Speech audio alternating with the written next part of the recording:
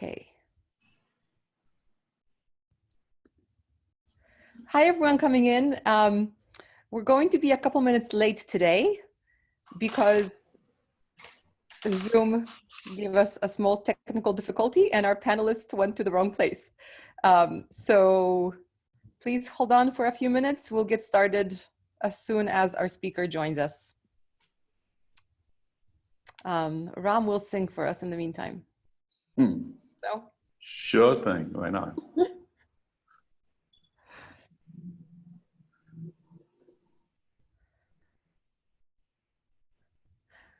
Do we take requests? Yes, Ram will take requests. So as we wait for Pam to join us, who is joining us, but a couple minutes late due to technical difficulties, we are taking requests for songs and dances. Whether we accept them is a different story, but we'll take the requests. And we will also take requests for talking about mindlessness, create your future, and various other such stuff as well. Yeah. I see there is a request to sing Queen.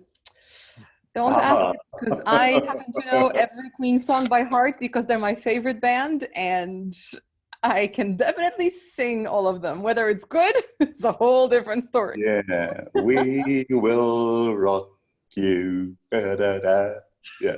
Oh my gosh. Hi, everyone. Professional here today. Okay, let's hope that Pam finds her way.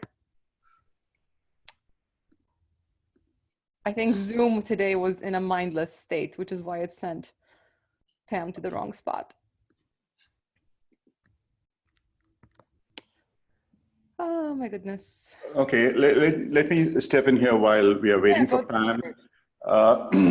Pam, I mean, just to introduce her before she comes, and I'm sure she will join us in a few minutes. It's probably a combination of Zoom's whatever devilish shenanigans and probably her inability to cope with that.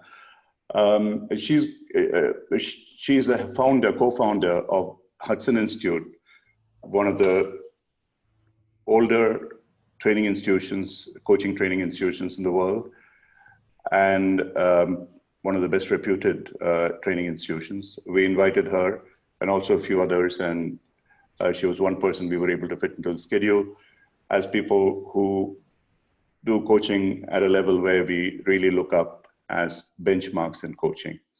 CTI, Hudson, and a few others of this caliber and type, Coach U, for instance.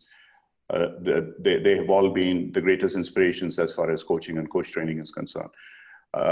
Pam is supposed to speak to us on self in coaching and the way she approaches self in coaching. And I went through her book, which had a forward from Peter Hawkins, which had a chapter on supervision as well. And Peter Hawkins would be coming later this month. Probably the last session would be from Peter Hawkins.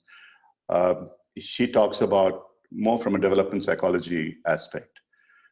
Many people who have so far spoken about self, they have spoken either from an OD perspective, like Shushma spoke about, in terms of the OD concept of Kurt Lewin's concept of how self integrates with others and the system. And there were others, Alan Seal, Leon van der Poel, Trace, and others who talked about the same thing as a part of a transformational process.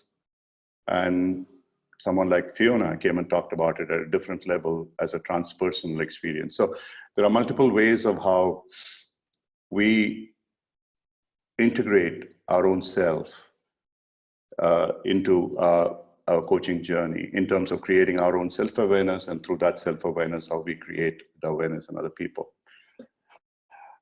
So while we are on it, while we are waiting for Pam, and I'm hoping that she will join us soon, if there are any questions from you at this point in time, in terms of, there have been some stuff on the chat box, for instance, about transformation, that one realized that transformation was something quite different till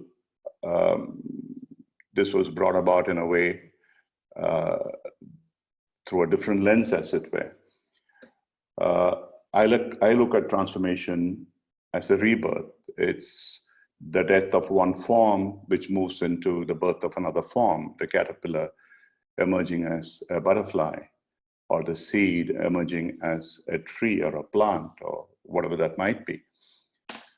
And we will talk about it much more in detail when I do the programs on the 2 days I'm giving for the subject of Create Your Future, to take you through a process which I have used with many people, over 10,000 people, and has been quite effective. It's been powerful in terms of creating an awareness for us to, in a sense, transform ourselves. And very often I relate this to the process of what is called sannyas in the Hindu scripture, which is about moving into renunciation, becoming a monk, one who has given up the world. The word itself in Sanskrit means destroying oneself, burning oneself, and giving oneself a rebirth. To become a sannyasin, as I tried to at one point in time and gave up, one actually goes through an experience of performing the death rites for oneself and for the near and dear, as a metaphor for moving away. Okay, I'll stop here. I'll continue when I take up the session, Create Your Future. Pam, wonderful having you here. I'm so glad that we finally overcame technical difficulties. And no, that's perfectly all right. It happens to all of us. Zoom can be, or any technology can be terrible. So I just introduce you to the audience that Hudson, in my humble opinion and space, is one of the benchmarks of coaching tradition that we look up to in Coacharya. I just went through over the last week your excerpts from your book, and I was very glad to know that Peter Hawkins had provided a forward. Peter is going to speak. End of one of the last sessions is going to be his, not so much on supervision that you have sort of covered in your book, but on systemic approach to coaching, leadership coaching, and so on. What I was also saying, and I would like you to introduce in much greater detail about who you are, what you've done, etc. And also about I just wanted to tell you that a number of people have spoken about the whole concept of self in different ways through different lenses during this program. Fiona Adamson, perhaps you know her. Fiona spoke about transpersonal approach.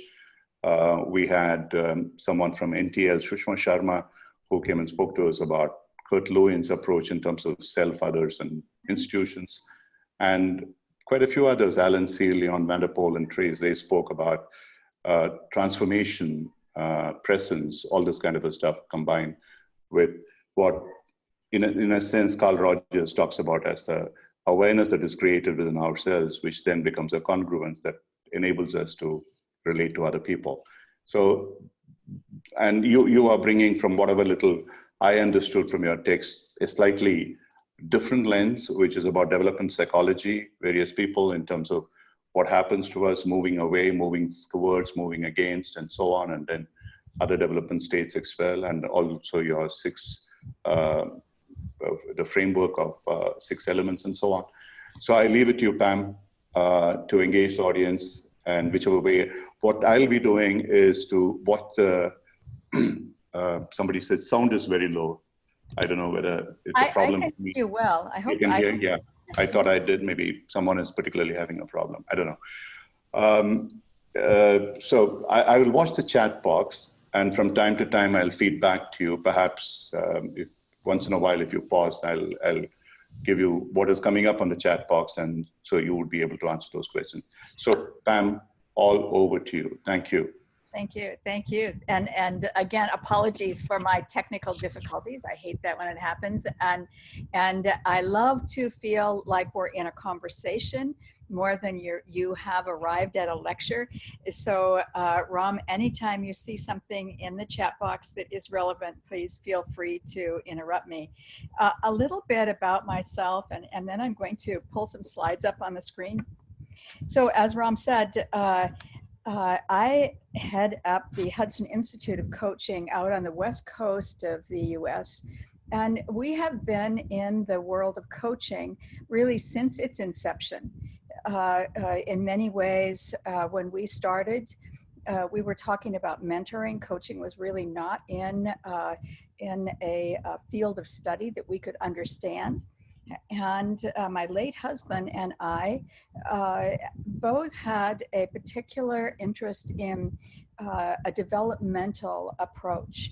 And so over the course of the last 30 years, we have done a lot of writing, a lot of work with leaders around the globe, helping them adopt coaching approaches, become master coaches, go into organizations and work with people at all levels who are wanting to do anything from develop a coaching mindset to really helping someone create a developmental change in their life. And I, over the course of this time, with an original background in clinical psychology, have always been interested in the use of self. So Ram, when you ask this, it's a very interesting question to look at all of the different ways we talk about self. For me, when I'm talking about self as coach, self as leader, I'm really drawing our attention to how in the work we do, our most important tool is ourself. We can have all of the great questions in the world. We can have a ton of tools that we can draw on. But if we're doing a transformative work, if we're doing developmental work, then our ability to know ourselves, to understand our internal landscape, and to be able to use ourselves in ways that maximize the possibility for what can happen in the coaching is really at the core of what we do. And I always like to say, this is a journey that has no destination. It doesn't matter if you are early in the work of coaching or if you, like myself, have been coaching for many years. We're always on this journey if we're really awake to doing our best work. So I'm going to pull up on the screen some slides here. And walk you through the framework that I have developed over a long period of time of working with folks, doing a lot of sorry about this, writing and research in this domain. And you know, in many ways, I have talked for years about our use of self and self as coach. And one day I realized that we needed a model that would help us frame up what we mean when we say, what is our internal landscape? How do we cultivate our internal landscape? What are the aspects of this? It's more than EQ. It has so many dimensions to it that allows us to be at our best. And so there's this wonderful quote that a colleague of mine in the UK, some of you might know her, Edna Murdoch, she has been on the forefront of coach supervision. She says, who you are is how you coach. And I find that just goes to the heart of describing how we use ourselves. So who we are is how we coach. And that means for us as coaches, we need to know who we are, and we're constantly changing.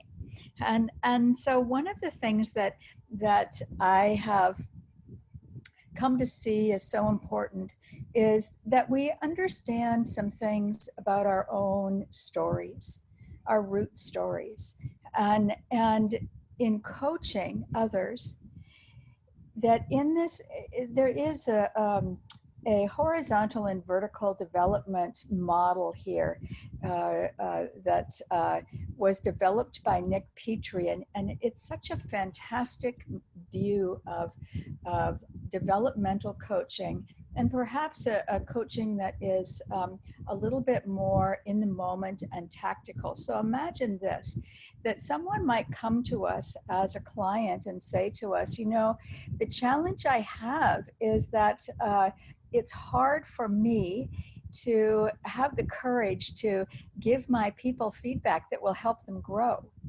And if we're working at that horizontal level, we might say, oh, I have a tool for you, or I have a model for you, or I have some videos you can watch. But if we're working at the vertical level and going deeper, going through that developmental pathway, what we're saying instead is, let's talk about what's hard about this for you. Let's understand what makes this challenging, what gets in the way, what you say to yourself about this. And now we're talking about story. And so I think of several different models that help us understand our own story.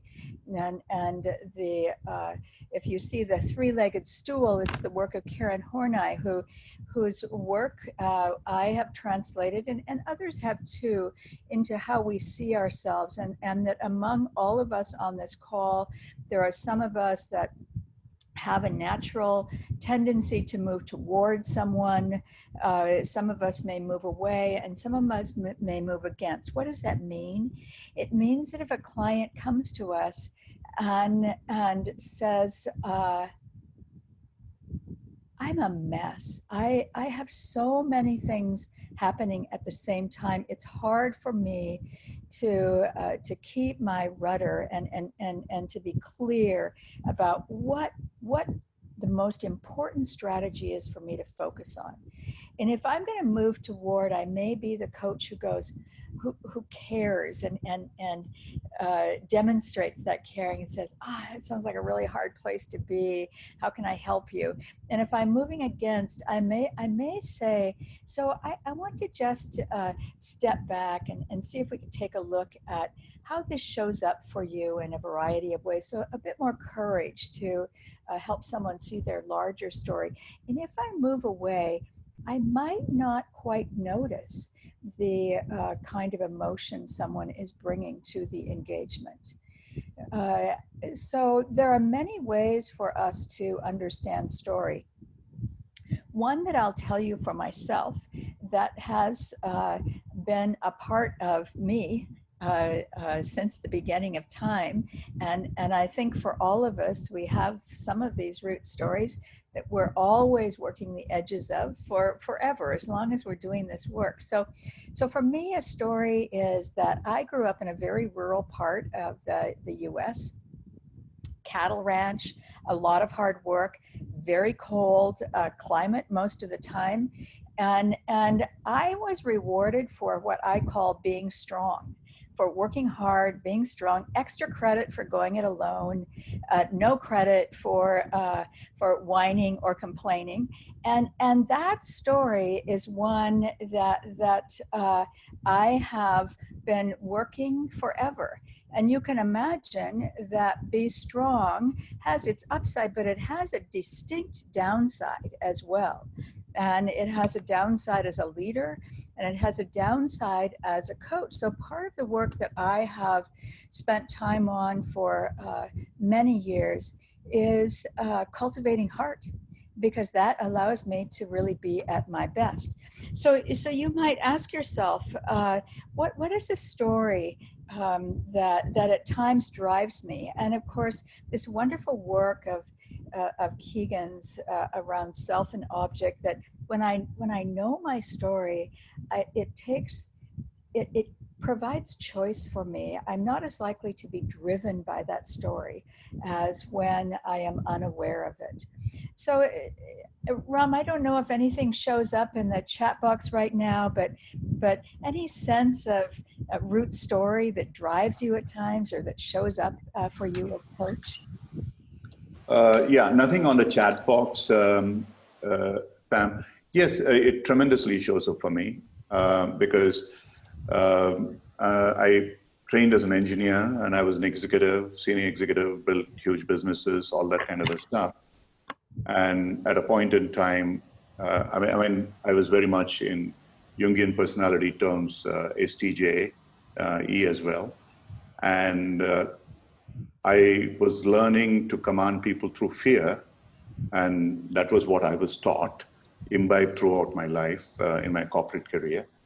And somehow it didn't fit well. There's another colleague of mine here on the audience I see. We were a couple of mavericks in the places that we worked who sort of disagreed with it, but still in some way probably imbibed it. And at some point in time, I tried to become a monk, which I wasn't quite successful for various reasons. And then I became a coach. And in some ways, like you earlier said, who you are a coach is how you coach is gradually manifesting itself. It has taken time. It hasn't happened in one day. So the root story really has developed many branches. So it's not one root story anymore. Yeah, beautiful, beautiful. Thank you for sharing that. So the model that I developed that is at least a way for us to look at what our internal landscape looks like is these 6 areas, and I'm going to walk through each briefly to give you something to perhaps reflect on and consider. And this, the first spot, that embodiment, there's this wonderful quote by Wendy Palmer: "How we sit and stand can change the way we think and speak." Powerful to imagine that the way we embody who we are. So Ram, as that almost monk that you talk about, there's a certain embodiment that I can imagine with that, and how we embody being human, being a coach, being present in the moment. Is such a powerful tool for us as coach. And if imagine this, if I embody being busy, if I embody moving at the speed of light, if I embody leaning forward and doing, then it changes the way I experience myself and that others experience me. The other thing about embodiment that I have become particularly interested in is that the way that we embody our whole being is really how we create resilience. So over time, I have become increasingly interested myself just in my own way with the practice of Qigong, because I find that it allows me to really center myself and practice being resilient in ways that may allow me to be much more present for others. And so this notion that embodiment enables resilience has so many different aspects to it. But the notion that a disciplined practice is something that we, not a habit, but something that we make a commitment to engaging in every day. The way that we cultivate a disciplined practice, I really think is a powerful way to be at our best as a coach in a world where we're pulled in many, many directions. And for us as coach, perhaps much more than the engineer or the attorney or what other profession we might think of, we need to be fully present to do our best work. And that requires, I believe, some kind of disciplined practices for us. The other thing that's very interesting around resilience is that it turns out that disruption encourages resilience. I find this one fun for us to play with, that this first line, ask yourself when you feel certain about something, is that really so? Is that really so? To disrupt our own opinions and beliefs so that we are not lodged in old ways of thinking, to get out of our own comfort zone regularly in big ways and small ones. If you have the luxury of walking to work, walk a different way. If you have the ability to travel to a place you haven't been, where you don't know perhaps the language and the rituals, and see how that allows you to see things in new ways with new eyes. So this notion that disruption is actually a great service to us and our ability to be resilient. And so throughout this, I've built in some of these reflections. I don't know if it will, if we have enough time to allow anyone to respond to that, but anything in the chat box, Ram? Yeah, there are several things on the chat box. Many people asking about whether root story is something that is evolutionary. It does it change with life? I put on your behalf, yes, it does. As it changes into branches and leaves and flowers and fruits. Hopefully, that's what happens with root stories. But you're asking about disrupt yourself. I'm hoping that would show up in the chat box. I'll read up for you. For me, my entire journey has been one of disruption, constant disruption. This is what I was explaining just before you came in. The word transformation to me means basically disruption. It's a matter of dying and having a rebirth, which is a disruption. So it's an amazing thing that you are building upon. How do you disrupt yourself at the same time? How do you build up the resilience? How you get up and walk? Let me just read. Disruption encourages resilience. There's some questions earlier. Fiona Adamson says, so true. When I learned mine, I guess that means her story, it really gave me choice rather than become compelled, in my case, to be helpful, or I wouldn't be loved. That part is still there, and at least now I'm more likely to spot this part of me. Perhaps that resonates for you, the way you said, trying to be too strong and losing out a lot. And I realized that myself, trying to be too controlling and losing a large part of me. Just carry on. If there are any specific things that need to be added on, I'll certainly come up with that. Yeah, so presence, I think that in the work that we do as coach, that our presence is multifaceted and is a constant place of development for us. I have a colleague, a good friend and colleague, Dorothy Siminovich, who has this phrase that I find powerful. Our presence is an intervention. Imagine that the very first time we have a conversation with a coachee, the very first time we are in the presence of a coachee, in a matter of moments, our presence creates an intervention. And so here again, to understand something about how is my energy perceived? How is my facial expression conveying what I want to convey?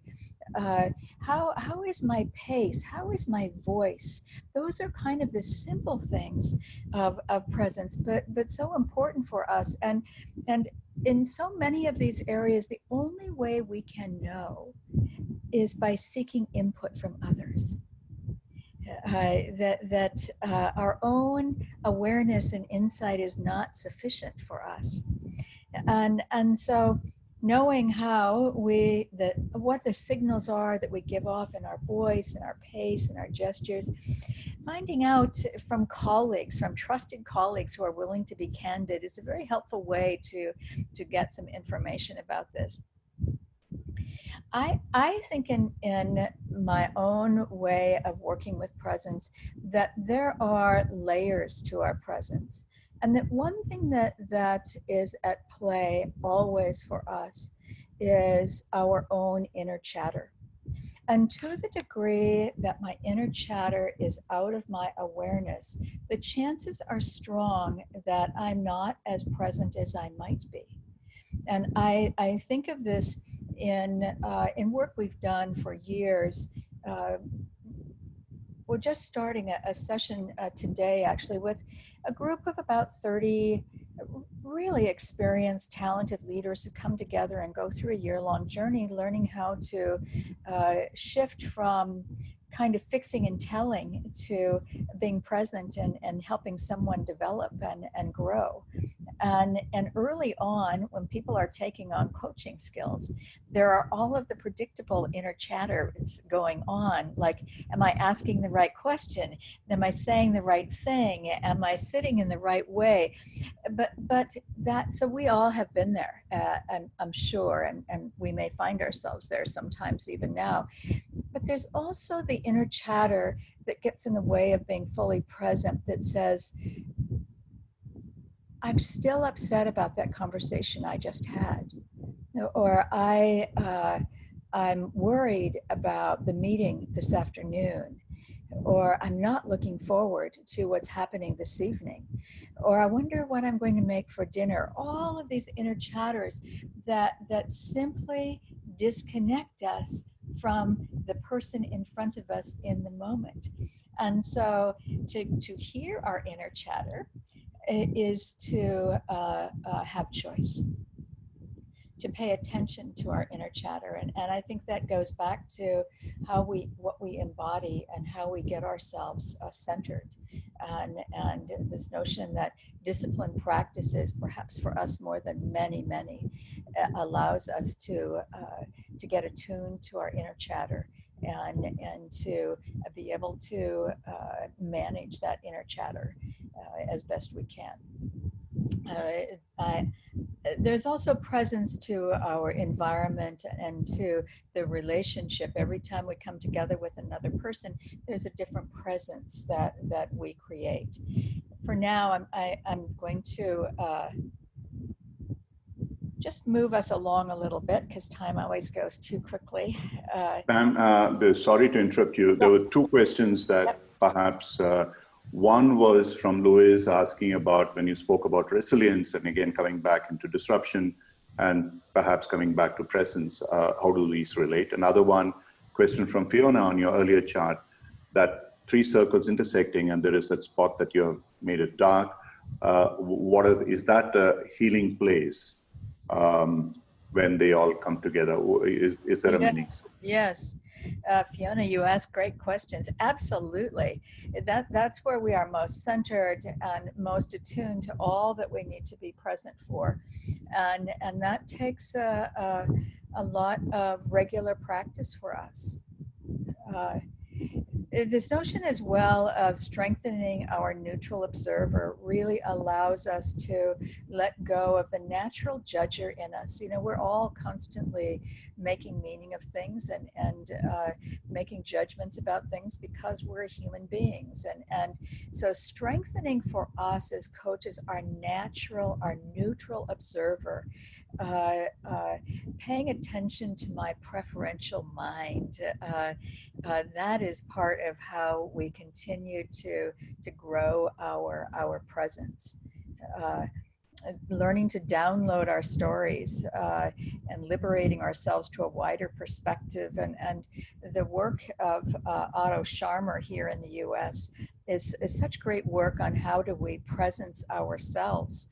And he talks about how at the top of that you, if we could simply have a practice of kind of hanging out in front of us before we walk into a coaching session, all of our biases that we're aware of, our judgments, our preferential mind, our wanting energy about what someone needs to do or ought to be, that allows us to move down the U, to be able to let go of our preferences and allow us to be present to what is most important for the other and what might come of that. The next part of our internal landscape is our empathy, and we know this is our glue, that without empathy, without that connection to another, there's very little that can happen in a coaching engagement. And yet what we know is that there's this balance that we have to strike. And so if I have too little, I am disconnected. And if I have too much empathy, if you are sad, I feel drawn in. You are feeling at a loss, I want to rescue. You need some answers, I want to collude. And so finding the right balance in our empathy is particularly important for us as coaches, and not just once, but perhaps over and over again throughout the years of our practice, asking myself, where might I recalibrate that would serve this work better? And so I find this to be something that is really essential in our work. So this question to ask yourself, perhaps not even now, but as you go forward, where might you move on the empathy continuum that would strengthen your work as a coach? Anything, Ram, that is coming through there?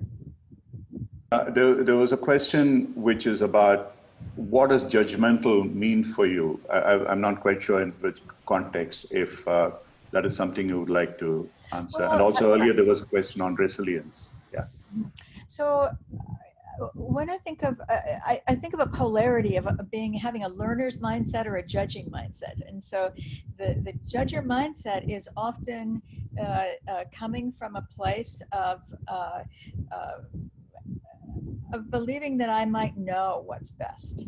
And a learner's mindset is wondering what's best for you. That shift from knowing to wondering, to being curious, to being able to open ourselves to what is true for another that might not be true for me. So there is a woman in the US on the West Coast, Carol Dweck, who's written quite a bit about a growth mindset, the power of seeing what's possible instead of what the cautions might be. So that's at least a little bit about that. And I think one way that we can practice, we can cultivate our learner's mindset is that practice of noticing when we feel quite certain about something, and we just stop ourselves and say, is that really so? Is there another alternative here?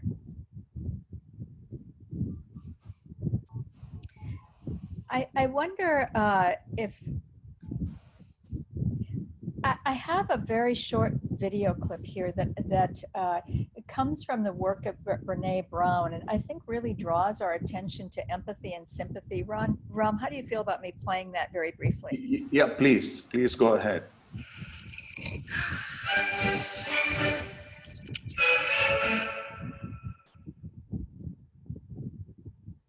So what is empathy, and why is it very different than sympathy? Empathy fuels connection. Sympathy drives disconnection. Empathy, it's very interesting. Teresa Wiseman is a nursing scholar who studied professions, very diverse professions where empathy is relevant, and came up with 4 qualities of empathy. Perspective taking, the ability to take the perspective of another person or recognize their perspective as their truth. Staying out of judgment, not easy when you enjoy it as much as most of us do. Recognizing emotion in other people and then communicating that. Empathy is feeling with people. And to me, I always think of empathy as this kind of sacred space when someone's kind of in a deep hole and they shout out from the bottom and they say, I'm stuck, it's dark, I'm overwhelmed. And then we look and we say, hey, you climb down. I know what it's like down here, and you're not alone. Sympathy is, ooh, it's bad, no, you want a sandwich? Empathy is a choice, and it's a vulnerable choice, because in order to connect with you, I have to connect with something in myself that knows that feeling. Rarely, if ever, does an empathic response begin with at least. Yeah. And we do it all the time, because you know what? Someone just shared something with us that's incredibly painful, and we're trying to silver lining it. I don't think that's a verb, but I'm using it as one. We're trying to put the silver lining around it. So I had a miscarriage. Oh, at least you know you can get pregnant. I think my marriage is falling apart. At least you have a marriage. John's getting kicked out of school. At least Sarah is an A student. But one of the things we do sometimes in the face of very difficult conversations is we try to make things better. If I share something with you that's very difficult, I'd rather you say, I don't even know what to say right now. I'm just so glad you told me. Because the truth is, rarely can a response make something better. What makes something better is connection.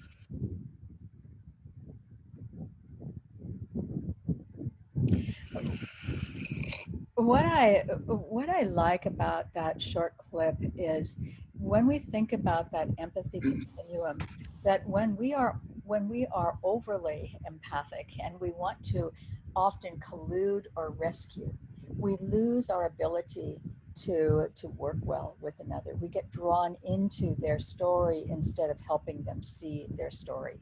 One other final comment about empathy. It turns out that taking care of ourselves increases our empathy. Not particularly surprising when you think about the connection there, but self-care, I often say to coaches, I believe that self-care is an ethical practice for us as a coach. That to be at my best requires that I take care of myself. That I find ways to continually build my resilience and to deepen my presence, because that's what people are coming to me for, to be at my best so that I can be of service to them. There was a wonderful coach who wrote several books here in the U.S. And passed away last year, and he said, we do work on ourselves as coaches so that we have the privilege of working with others. It's a powerful notion. So feelings is another territory for us that requires, I believe, for us to do our best work, that we have a fairly large repertoire of feelings. Imagine that if I'm a coach who is uncomfortable with anger, then anger will not likely be accommodated. I will not have allowed the space for that to show up in one way or another. I will send that signal in my coaching that if I am a coach who is very uncomfortable with tears, and then the minute someone starts crying, I'm going to hand them the Kleenex box and the message with that is stop crying. So for us to notice where are my go-to feelings, those feelings I'm most at ease with, and where on the other side of the continuum are those feelings that I have discomfort with, and how might I really grow my repertoire so that I am able to contain what shows up in any coaching engagement. Ram, any comments that are showing up around feelings that are Yeah, well, a couple of them on the videos. I loved it. I just put in there, yeah, like for example, the coach is saying, the client is saying, I'm dying, and I'm saying, and the coach says, oh, at least you had a life. So that would be great. That's the coach thinks that he is being empathetic. Lorna asked, so when I share with someone at the gym that my mom too had experienced mental health problems, is it empathy or sympathy? Your views?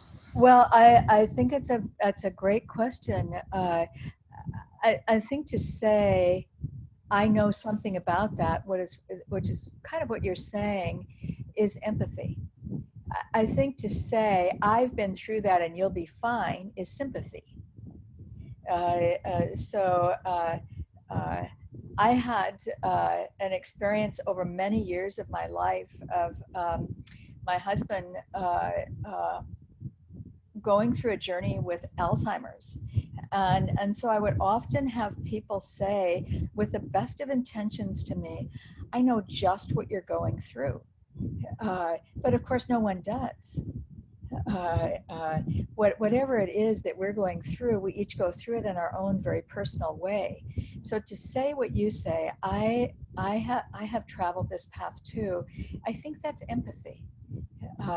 When we try to make someone feel better, when we try to move the conversation somewhere else, then that's no longer empathy. I think the other thing about feelings that is useful for us to just keep in mind is that culture impacts our experience with feelings. Family impacts our experience with feelings. So our repertoire is built often early in our lives, and we can look backwards sometimes to see what was in the acceptable range and the unacceptable, and then ask ourselves how we might continue to grow that.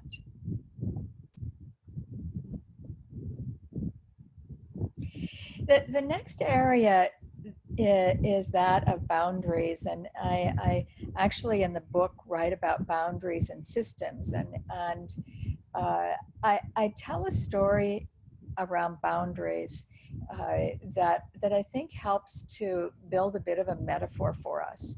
And the story goes like this. It comes from a colleague, a wonderful woman in my life by the name of Pat Adson, who is, Ram, also a Jungian, and she's written a book called Depth Coaching. But she uses this metaphor that is powerful. She says, you know, if we could each imagine that we have two gardens. There's my garden and your garden, and the gardens sit side by side, and my garden has around it a fence, and it has a gate, as does yours. And in my garden, I have flowers, vegetables, and weeds, just as you do. And when I am coaching, if I am able to maintain my boundaries, then I will ask if I can enter your garden.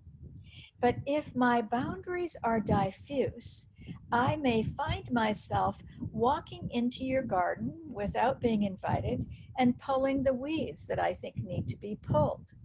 And now, instead of being able to help you see what's in your garden, I have become a part of your garden. I have been drawn into your story. And so often, I think this is work for us as coaches that is strengthened when we engage in supervision, and others can help us see ourselves a little bit more clearly. Some of us on this call are perhaps more likely to do weeding in someone else's garden than others. That is, our boundaries are quite porous, and this is an area I find, I have done coach supervision for many years. This is an area for me, for people who've been coaching for a long time, for those that are new to it, that is constantly in the conversation. My greatest strength is helping someone see their story. It's not getting into their story and working it with them. And so boundaries draws our attention to that. Sometimes I say to people, you know, a great practice around boundaries, a great way to is just check in with yourself about how strong, how permeable your boundaries are, where you might shift, is to ask yourself, how often do you say no? And to pay attention to the yeses and nos on a daily basis. And so if you tend to be someone who says yes to everything and then later goes, darn, why did I agree to do that? It caught me off guard in the moment I said it, but I really should have said no. That even the act of taking a deep breath and being choiceful about what I say yes to and no to helps us start to grow stronger boundaries. So I just want to stop there and see, Ram, what might be showing up in the chat. Yeah, many people have said that your metaphor on the boundaries, the garden, it was really remarkable. It resonated for them. I just have one of my experiences is that especially in the Asian culture, I find usually there is a confusion between personal boundaries and professional boundaries. If it's someone who I work with as a mentor, they think that then imposes a certain responsibility and accountability for them on their behalf, and therefore I should be more forgiving, etc., which may not be something that would be tolerated in a professional kind of a situation or boundary. So this is something I come across quite often these days, especially when I work with smaller groups of people rather than very large ones that I'm used to. So I'm not quite sure in what way it actually connects many of these things: empathy, feelings, boundaries, all that kind of a stuff. And even, as you said, courage later. So would that come into the space of boundaries you are talking about? Yeah, I think you're right about it. It shows up in all of these areas that the cultural nuances we have to be awake to, alert to, and you know, it's that notion as well that the family we grow up in, the culture we grow up in, impacts us in every way, and so this is we could overlay this on all of these segments of our self as coach, our internal landscape.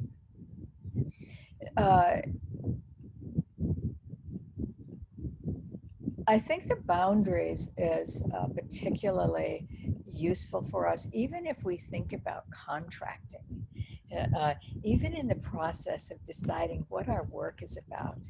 That I'm guessing there are many on this call who've had the experience of wanting to drive what the work is about, who've had the experience of listening to a client and going, I know just what they need to do.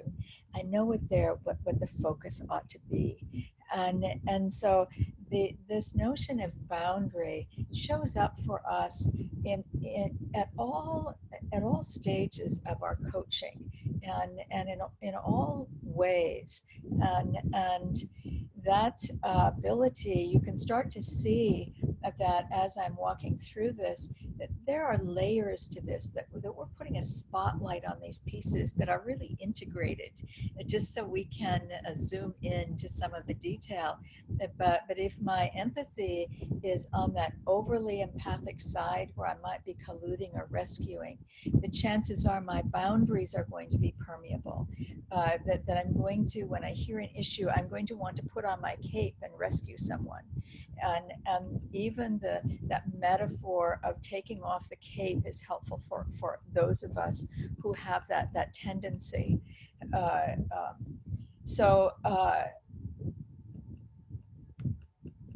me just, I like this notion that to be connected yet separate, to be caring without rescuing, to be able to walk in someone else's shoes without wearing their shoes.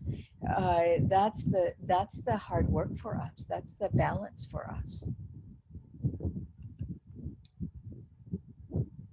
And then our ability to see systems everywhere, to really think systemically. And Peter Hawkins hits this in so many useful ways for us, to remind ourselves as we're coaching someone that if we could help them see the whole system they're working in, it pulls us out of looking for who's to blame or who's at fault, but rather allows us to see the complexities of a system. And that's helpful for us and helpful for our client as well. And then we come to this courage factor. And you know, I think that to be a masterful coach, we have to have courage. And that our courage creates an invitation. And it is in many ways, when we hone all of these skills of being fully present, and having that right balance of empathy and being able to go where the feelings of another might take us, and to have good boundaries and to be centered, that allows us to be more courageous. And what do I mean by courageous? How does that look? You know, I think that it's simple acts. It's being able to share an observation with someone, an observation that might be an observation others will not share with someone. So the territory that I work in most often is with leaders, and it is lonely being a leader, and leaders don't get really candid feedback very often. And so for us to be able to share observations about patterns that we see, uh, um, you know, the leader who has this feedback that has come through that says, you are not,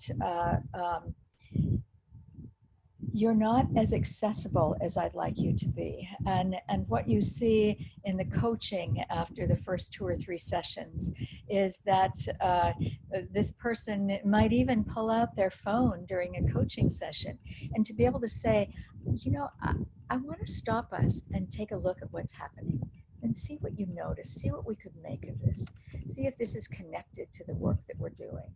The person who is always in a rush, always in a hurry, and you notice that they are almost always arriving late for a session, almost out of breath, with a ton of swirl in the air, and to be able to say, let's just stop and notice what happens each time you arrive here, then see what we might learn in that's connected to the work we're doing. That takes courage, to be able to say to someone, you know, every time you say that this is the direction you want to move in, I see a sadness in your face. And then we go silent. I think it takes courage for us to be silent, to perhaps share an observation or ask a question for which it may take someone time to think through what that means for them. That, in my experience, for most of us, it takes time and practice and centeredness to be willing to be silent. And so often when we are, that's when something emerges that we both coachee and coach can be surprised by, can take us to a new place.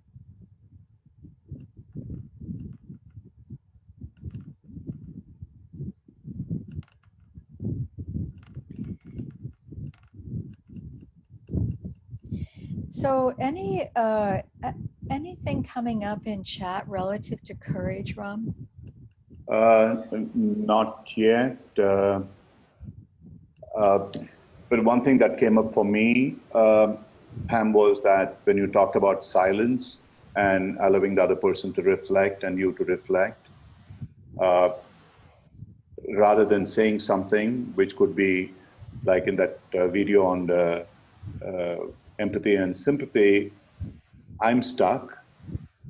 I just want to share that with you. And just the silence, let it, it's an extraordinarily powerful. One of the things that I have experienced personally, when people talk about grief coaching, I often wonder, how do you coach grief? You just be silent, that's all. And it takes time for people to go through that. And if they ask for help, you can lend your hand. I don't know whether we are referring to the same thing. And then the vulnerability, which you express, which breeds that courage as well. That's what is coming in for me. There aren't any specific questions on this. Yeah.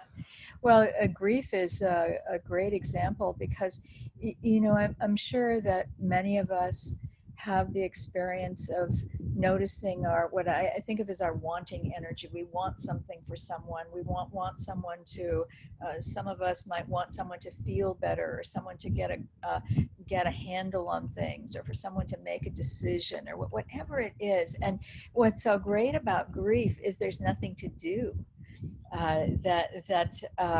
it is simply being with someone in the midst of a loss, and to learn how that is for them, and to be with them as they speak about that experience, and to allow them to take the lead. So that's powerful work that demands a lot of us to be there under those circumstances.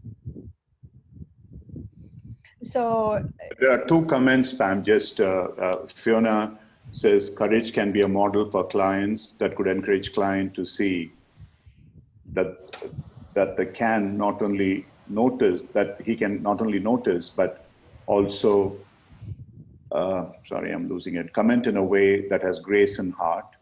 And yes. there was one from Kathleen saying, courage underpins all. If an individual faces a dilemma of change and growth, it can be scary. Will I lose me? I think that's powerful. Yes, and Fiona's comment is such an important one, that courage with heart is so important in our work. Courage with heart. You know, you'll hear sometimes people in coaching say, "I'd like to challenge you," and I don't think that's what our work is about. It sounds kind of oppositional, but when we have the courage with heart to share what we see, to share what we experience, that generally opens someone to hearing it.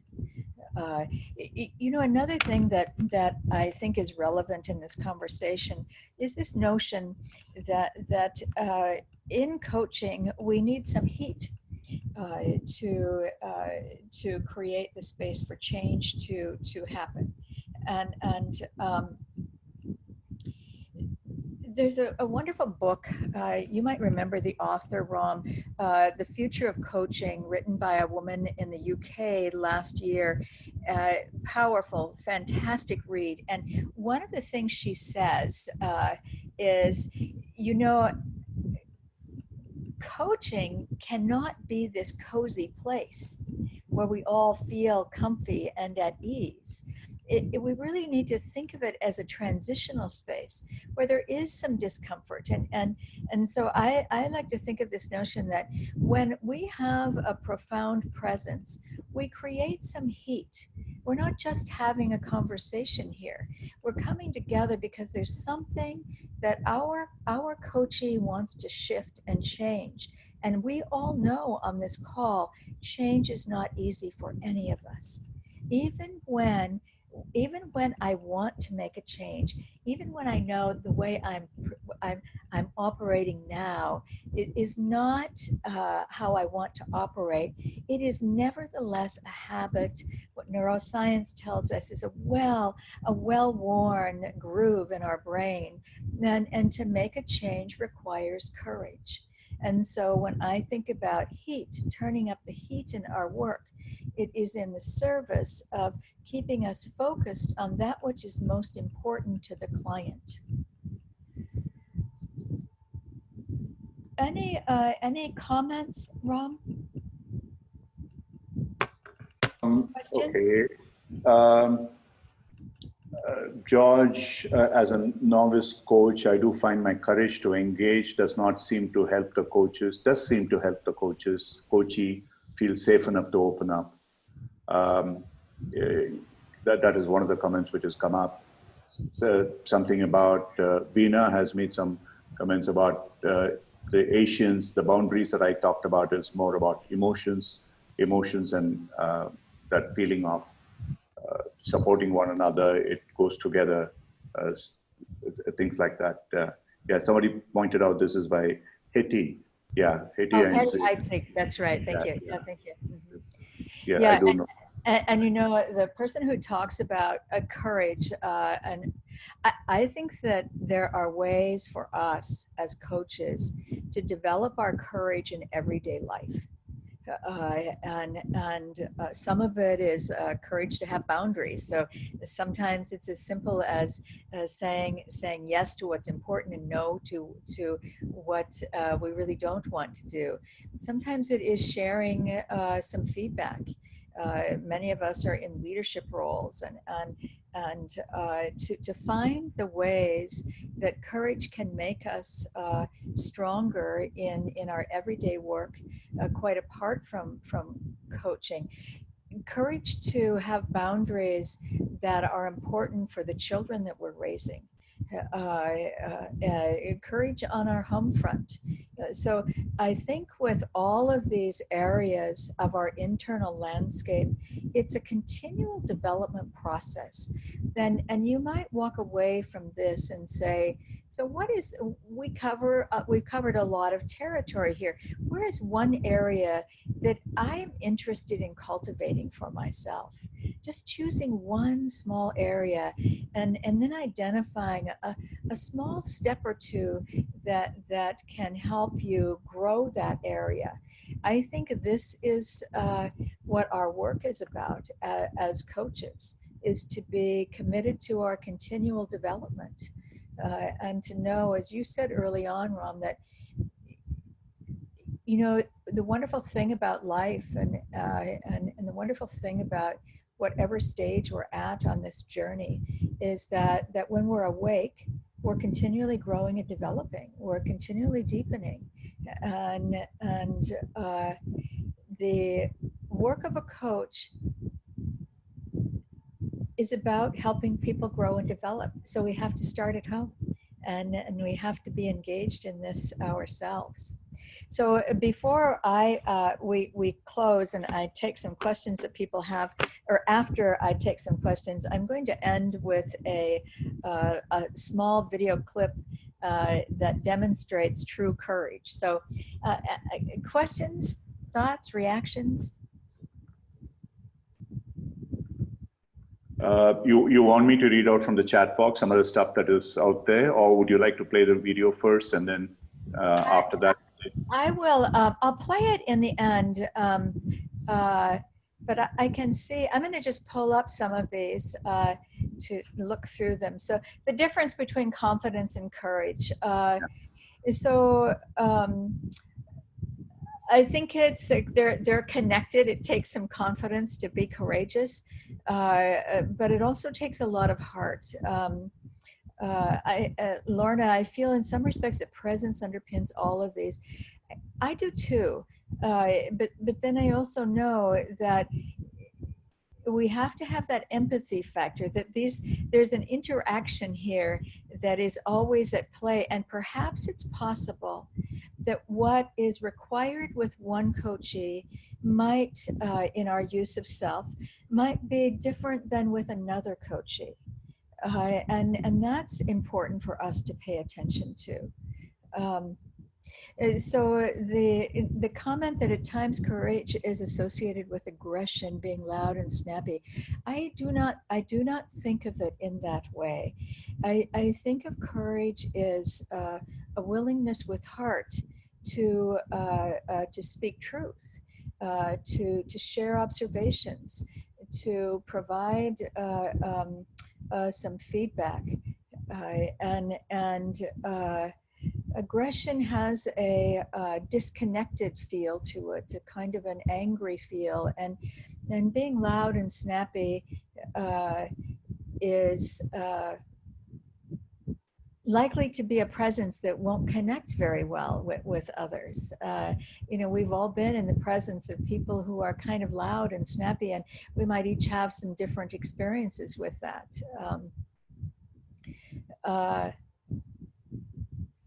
As a novice coach, I find that my courage to engage does seem to help the coachee feel safe enough to open up. You know, the video that I showed of Brene Brown's work, which is quite popular here in the US, she does talk about this notion of vulnerability, the power of our vulnerability. And so the person who said that, Ram, when you were mentioning, there's someone who said, I shared with someone, my mother has had mental health issues as well. You know, that's a small demonstration of vulnerability that goes a long way. You don't have to go into the details, but to be able to say, you know, this sounds very hard, and I know something about this. That is demonstrating some of our own vulnerability, and I think there's a lot of power in that, without getting into our story, without getting our story confused with theirs, but just connecting almost in a resonant way.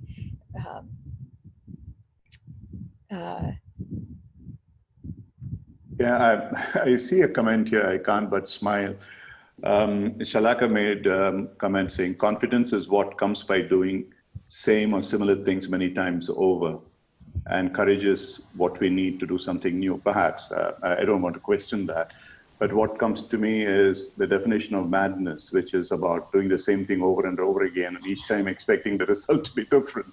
So I'm not quite sure how this relates to confidence and courage, but seemed interesting. I do think the word repetition is interesting, you know, that it takes a lot of repetition for us to grow whatever it is that we want to be growing in ourselves. If I want to be more courageous with heart, then I need to find small ways to do that over and over again. If I want to be more present, that person who is able to manage my inner chatter and to get myself grounded, it takes a lot of repetitive practice for me. Whether it is I'm going to engage in a meditation or some kind of a physical practice, repetition is how we grow and deepen ourselves. One thing that comes up, and also reading through the various comments where people are coming to this whole thing about those 6 parameters that you talked about, and as you mentioned it, each one interprets it differently. We have our conditioning, we grew up in a particular way, we have our value systems and beliefs. So courage means one thing to one person, boundaries means one thing to another, one person, the Asian context, the Western context, and so on and so forth. So I think ultimately there's a factor like, in all my reading, Carl Rogers' word congruence was the one which impacted me most. And I really didn't understand it for a long time. In being authentic to oneself, at the same time, being authentic to the client as well with unconditional positive regard. Even if you do have a difference of opinion, a bias, a prejudice, are you in a position to get it out without damaging the client in a way, with helping the client? So I'm sure that fits in the general framework that you have defined, but I just want to point out this is what came up for me. Yeah, the notion that asking ourselves, how will this add value to what we're doing is so important. I see, so Dorothy Siminovich, a good friend and colleague, is here. Hello, Dorothy. And she writes, I grew up with Holocaust parents, and people would say, yes, I read about it and know what you went through. And it creates more loneliness. Yes, so we don't know. We don't know. And what one person went through in that experience will not be the same as another. So to ask how that is always going to be more valuable than to tell people how we think it is. It's you know, this notion that we sometimes talk about a coachee wants to be seen. The people we work with want to leave a coaching session feeling seen by us, having the sense that you are able to walk in my shoes without wearing them, that you're able to hear what my experience is. You don't have to agree with it, you don't have to have experienced it, but you are present enough in the moment and connected enough with me and in your garden enough that you can hear my story and you can help me see my story. This is developmental work for us. Just see what else is coming up here. I guess that when we allow ourselves to be impacted by our clients, to learn about ourselves, then we are privileged to actually work together. How true that is. Yeah, that's a powerful one. When we allow ourselves to be impacted by our clients, when our heart is open, then we learn things about ourselves, and we're privileged to learn together.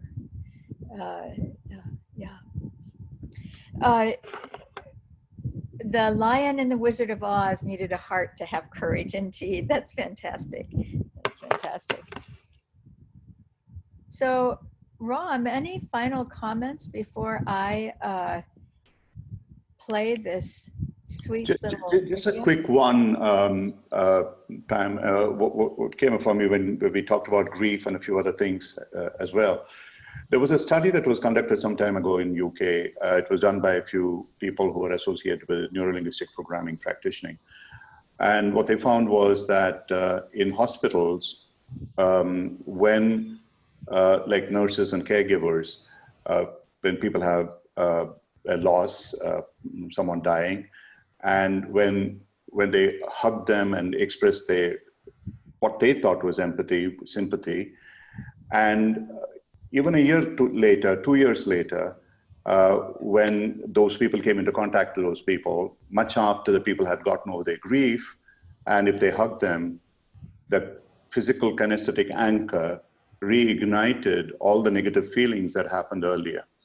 So to that extent, they said they trained the nurses not to physically show any emotion, which was completely counterintuitive. I mean, it doesn't come naturally to most of us as humans. We believe that that's the way it should be. To the extent that if someone is crying and something has happened, they would just take a roll of toilet paper and hand it over to them. Okay, wipe your eyes or whatever it is, get over it or something of that sort. And they actually found that people heal faster. And it seems so weird. It seems so counterintuitive.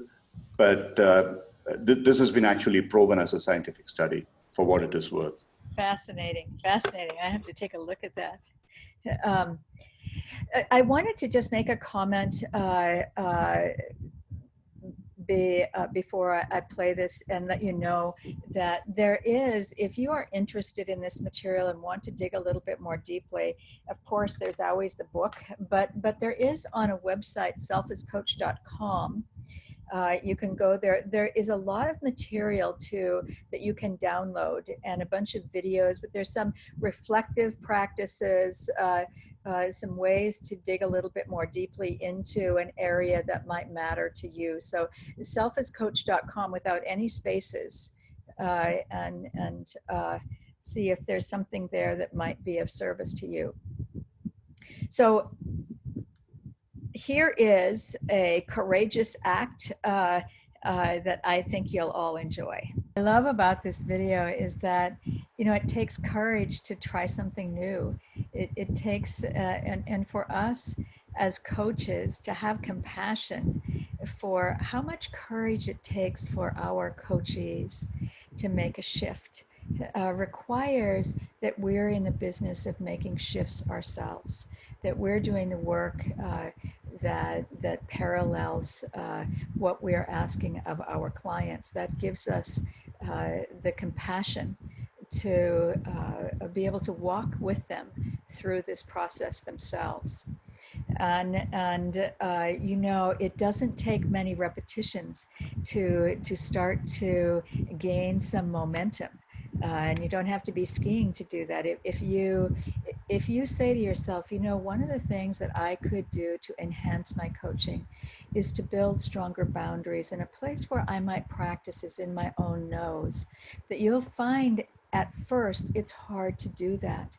And after you have said NO a few times, that you build this momentum, that if the practice for you is really developing a discipline around embodying a quiet self, that at first that will be hard, because that's the way it is for us when we're making a change. But once we have done this a few times and we start to feel the power of it, how it changes us, this is how we build momentum. So I just want to say it has been great being with all of you here. The sun has finally come up on the west coast of the US, and great to be on this call. And what a month of learning you have created for everyone, Ram. Yeah, Pam, thanks a lot. I think the audience thoroughly enjoyed. I did. I'm sure everybody else did too. I just want to request you talked about earlier about the session that you're starting today with senior leaders and moving them from telling to asking and stuff like that. So a bit about some experiences of your own, as you put it in your book as well, in terms of your personal experiences that developed yourself working with these people and how did develop them. We have about 5 minutes more. That would be wonderful sharing from you. I think one of the biggest lessons, at least that stands out as I speak, is that heart is the cornerstone of our work. To be fully present and to connect with heart is what creates the space for someone to really speak into what matters most, and for us to look together at what makes it hard to make a shift. I don't think that we can underestimate the power of accessing our heart. It's not enough. We have to have courage. We have to be able to turn up the heat. But I think that that for me stands out as one of the important areas that I have been cultivating for a very long time. Pam, the question is, in my experience, I found that through traumas. Now, is there a better way of finding it without one having to go through a trauma to find one's heart and what it's in? Yes, a very good question. So I have definitely been through dark times in my life, and one that is a standout for me is the journey I went through with my husband. It was very hard at times, and I couldn't see what was ahead, and it was at times lonely, and I'm a better person because of it. I have such appreciation for life and for all of the small things, and I have more acceptance of myself, and knowing that nobody's perfect. We're all doing the best we can. I do think that it is in our down times that we tend to grow the most. When things are going well in our lives, we're most of us are quite content to enjoy that.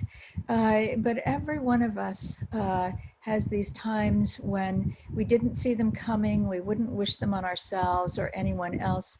And yet when we travel through those darker times, we come out of it changed in ways that are so often growthful for us. Yeah, absolutely true. You're very right. That is what my experience has been. That's what I think most people have experienced.